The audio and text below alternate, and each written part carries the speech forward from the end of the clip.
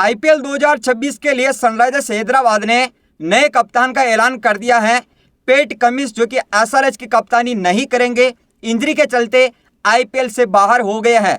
लेकिन अगर बात की जाए तो आईपीएल के पूरे सीजन से बाहर हुए हैं या आईपीएल के शुरुआती मुकाबले वो नहीं खेल पाएंगे, कब उनकी वापसी होगी, इस धुरंधर को नया कप्तान बनाया गया है।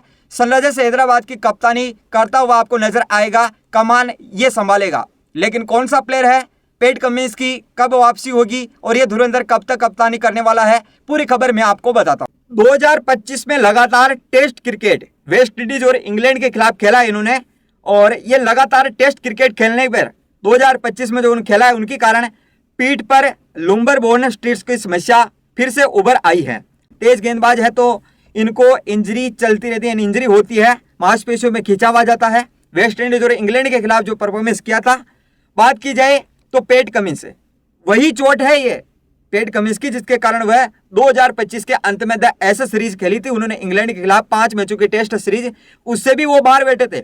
हालांकि उन्होंने एसएच के बीच में वापसी भी करी थी द एस सीरीज के कुछ मुकाबले, यानी कि उनकी वापसी हुई थी एक मैच में, लेकिन उनकी पीठ को पूरी तरह से ठीक होने के लिए और समय की आवश्यकता जरूरत थी। और ऐसे में खबरों के मुताबिक बताया जा रहा है कि पैट कमिंस का लक्ष्य अब द एस सीरीज नहीं खेली और T20 वर्ल्ड कप 2026 से बाहर हो गए थे, वहां नहीं खेल पाए। और ऑस्ट्रेलिया जो कि सेमीफाइनल में क्वालिफाई नहीं, सुपर 8 में नहीं पहुंच पाई थी, सेमीफाइनल से क्या पहुंचेगी, और यहां तक कि T20 वर्ल्ड कप 2026 में वंचित रह गई थी। तो ऐसे में अब उनका जो लक्ष्य है पैट कमिंस का, आईपीएल 2026 की शुरुआत तक फिट होकर सनराइजर्स हैदराबाद एसआरएच की कप्तानी संभालना था, लेकिन कुछ उल्टा हो गया है।